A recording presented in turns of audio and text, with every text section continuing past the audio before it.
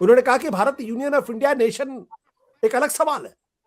आप तमिलनाडु की सुनिए, राजस्थान की सुनिए, केरल की सुनिए, उनके साथ कॉन्वर्सेशन स्टेब्लिश करिए। अगर ये नहीं करेंगे तो देश खतरे में पड़ेगा।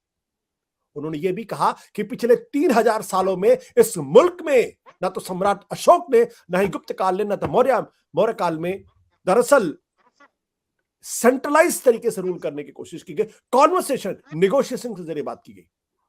हो सकता है इसमें लोगों को आपत्ति हो, इसमें कोई दो राय नहीं है, लेकिन ये सवाल महत्वपूर्ण, इस पर चर्चा होनी चाहिए। इसीलिए हमने सोचा कि आज इस पूरे मसले पर चर्चा करनी चाहिए और यह भी चर्चा करनी चाहिए क्या हिंदुस्तान आज एक बादशाह का साम्राज्य बन गया है? क्या शहंशाह इस देश का प्रधानमंत्री हो गया है? हमारे साथ इस बातचीत में शामिल होने के लिए बावजूद है वरिष्ठ पत्रकार राहुल देव जी, हमारे साथ वरिष्ठ पत्रकार सबा नकवी जी हैं, हमारे साथ हरिदेव यूनिवर्सिटी के प्रोफेसर त्रिभुवन जी हमारे साथ हैं, जिनका लंबा पत्रकारिता अनुभव है, और हमारे साथ स्मिता शर्मा भी है। स्मिता शर्मा, सबसे पहले मैं आपसे शुरू करना चाहता हूं क्योंकि आप हम लोगों की पीढ़ी से ज्यादा पहले के बाद की पीढ़ी की हैं, यंग हैं इस लिहाज से। ये जो राहुल गांधी ने जो कहा कि भाई, और आप विदेश नीति को बहुत 20 साल से कवर कर रही हैं, कि चीन और पाकिस्तान को एक साथ लाकर भारत ने एक स्ट्रेटेजिक ब्लंडर किया है। अगर देश का एक प्रमुख नेता इस बात को कहता है तो क्या विदेश मंत्री को उनको एहसास दिलाना चाहिए कि आपके 50 सालों में क्या कुछ हुआ है, बजाय ये कहने कि पिछले 7 सालों में क्या हुआ। फिर विदेश मंत्री की मजबूरी है, और विदेश मंत्री पहले विदेश सचिव रह चुके हैं, एक उनका लंबा कूटनीतिक करियर रहा है।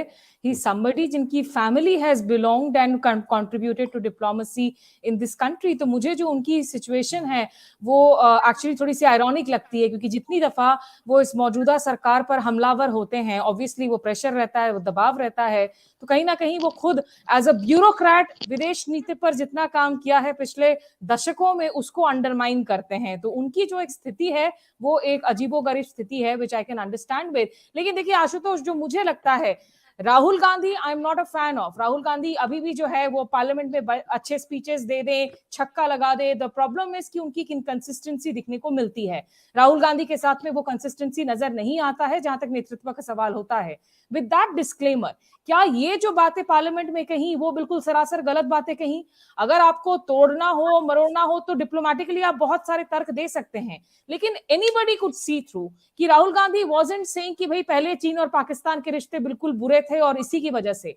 वो रेफर कर रहे थे कि आर्टिकल 370 के संदर्भ में जो कुछ हुआ उसने कैसे बिगाड़ा है। और अगर आप इस बात की डिनायल में रहते हैं कि उसके बाद लगातार जो चीजें एलएसी पर देखने को मिली हैं, there is no denial in saying कि अमित शाह का जो संसद के अंदर बयान रहा कि हम उनसे अक्साई चीन छीन कर लेकर आएंगे, that had riled up a lot of eyebrows in China.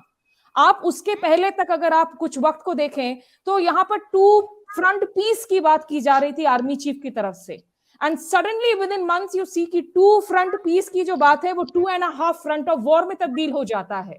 तो अगर कोई ये कहे कि नहीं भाई पाकिस्तान और चीन के बीच कुछ जो सांठगांठ है वो 370 के बाद बिगड़ा है ही नहीं, तो वो तो एक डिनायल है। हाँ, ये बात अमित शाह को कहना चाहिए था या नहीं संसद में, इस पर एक अलग से राजनीतिक बहस जरूर हो सकती है। जो लोग पाकिस्तान और चीन की बात कर रहे हैं, जो पहली बार शायद हमारे इस डिबेट को सुन रहे होंगे, राहुल गांधी के स्पीच को नहीं सुना, उन्होंने ये कहा कि भारत की कोशिश स्ट्रेटजी की होनी चाहिए कि चीन और पाकिस्तान के बीच में दूरियां पैदा हो।